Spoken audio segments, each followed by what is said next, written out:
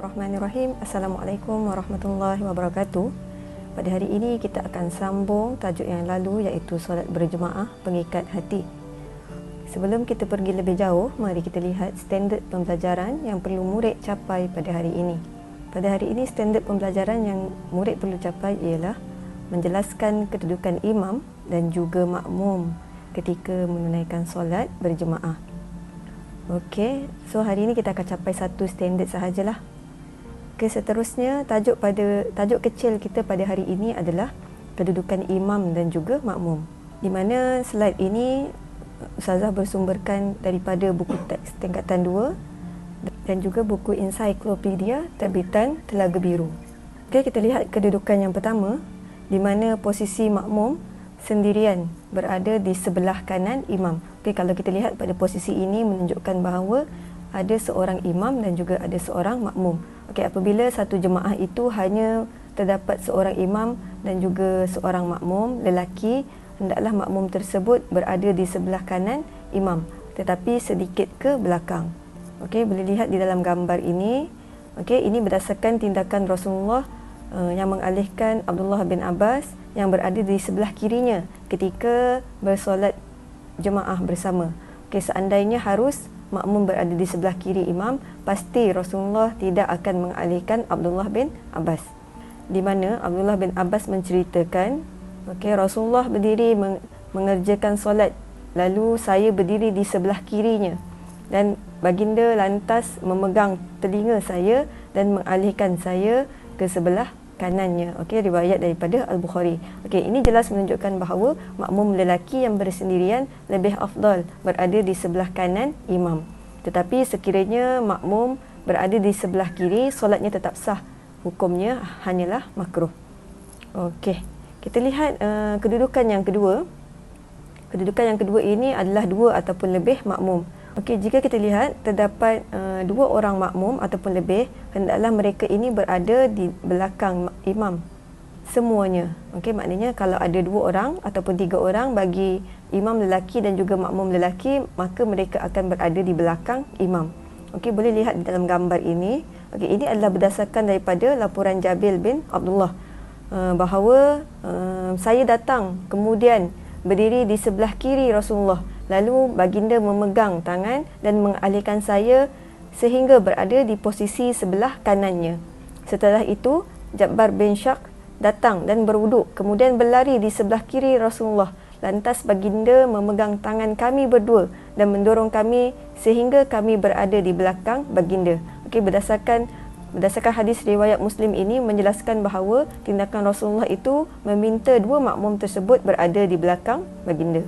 Okey, dalil lain yang menunjukkan keadaan ini adalah apa yang dilaporkan daripada Anas. Katanya, setelah itu Rasulullah SAW berdiri dan saya membuat saf di belakang baginda bersama dengan seorang anak yatim, sementara wanita tua di belakang kami. Rasulullah kemudian bersolat 2 rakaat bersama kami. Okey, ini juga menjelaskan bahawa dua makmum tersebut berada di belakang Nabi.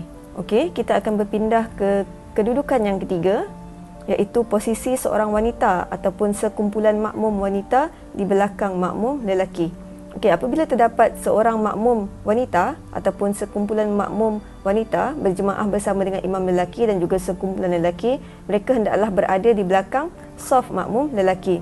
Okey, ini berdasarkan laporan Anas yang menyebut, saya solat di rumah kami bersama dengan seorang anak yatim di belakang Nabi dan ibu saya Ummu Sulaim berada di belakang kami.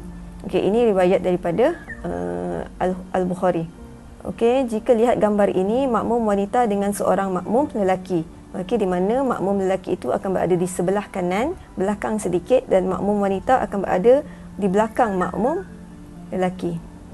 Okey, tetapi sekiranya tidak ada jemaah lelaki, melainkan hanya seorang imam itu sahaja yang lelaki.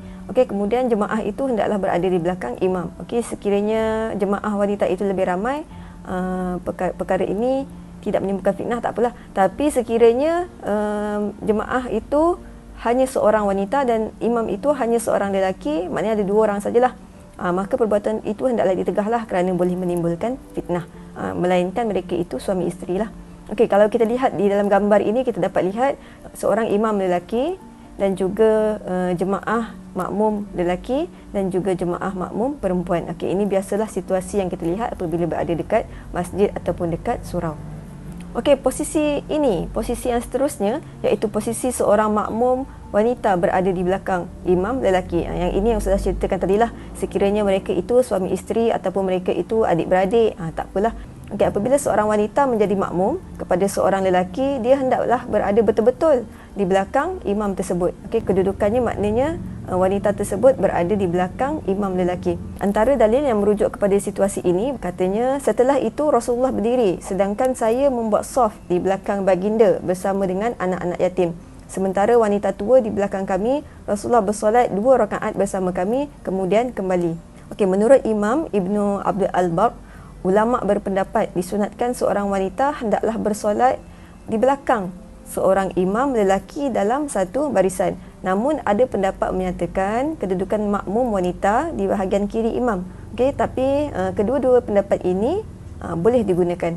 Okey, jika kita lihat di sini, haram sekiranya seorang wanita bersolat berdua-duaan dengan lelaki ajnabi, tetapi solat mereka sah dan tidak perlu qada. Haram ini kerana boleh menimbulkan fitnah. Perbuatan itu haram tetapi solatnya tetap sah.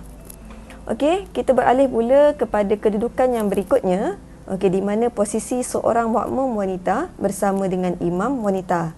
Okey, apabila seorang makmum wanita bersolat bersama dengan imam wanita, dia hendaklah berada di sebelah kanan, terkebelakang sedikit daripada imam tersebut. Okey, sama juga situasinya dengan makmum lelaki, seorang makmum lelaki dan juga imam lelaki. Seperti yang Ustazah dah terangkan pada awal tadilah. Okey, so ini adalah kedudukannya lah. Okey, kita beralih pula kepada wanita yang mengimamkan jemaah wanita. Okey, apabila sekumpulan wanita bersolat jemaah dengan berimamkan dengan seorang wanita, dia hendaklah berada sejajar dengan barisan jemaah pertama dan berada dekat tengah-tengah. Maknanya imam berada di tengah-tengah diapit oleh jemaah wanita. Okey, terdapat beberapa laporan yang mengesahkan kedudukan ini adalah sunnah. Okey, antaranya adalah sebuah asar riwayat Ummu Salamah apabila mengimami solat kaum wanita, dia akan berdiri di tengah-tengah barisan mereka. Selain itu, diriwayatkan juga asar daripada Aisyah berdiri di tengah-tengah barisan makmum wanita apabila mengimami mereka. Okey, kita lihat riwayat Abdul Razak dalam kitabnya Al-Mushannaf, artinya daripada Hujairah binti Husain telah berkata, Salamah telah mengimami kami dalam solat asar dalam keadaan beliau berdiri antara kami. Okey, alasan mengapa wanita disunatkan berada di tengah saf jemaah adalah untuk menutup dirinya daripada pandangan orang lain. Ini kerana perbuatan rukuk dan juga sujud misalnya boleh menyebabkan nampak lekuk pada tubuh wanita tersebut. Okey, dan juga ini boleh menimbulkan fitnah. Okey, so inilah kedudukannya jika ada seorang imam wanita dan juga beberapa jemaah wanita, mereka akan duduk secara berapit lah. Okey, dimulakan dengan kanan, kemudian kiri. Apabila datang jemaah yang ketiga, dia akan pergi kepada kanan. Jemaah yang keempat, dia akan pergi kepada kiri. Jemaah yang kelima, dia akan pergi kepada kanan. Okey, kena imbang lah. Nanti awak tanya pula soalan, Ustazah, kalau dah ramai sangat macam mana nak kira? Kita agak-agak je lah, kita tengok mana kedudukan yang supaya lebih balance. Okey, itu sahaja untuk topik kita pada hari ini. Sehingga kita berjumpa lagi pada topik yang akan datang. Wabillahi taufiq wal hidayah. Wassalamualaikum warahmatullahi wabarakatuh. Sekian, terima kasih.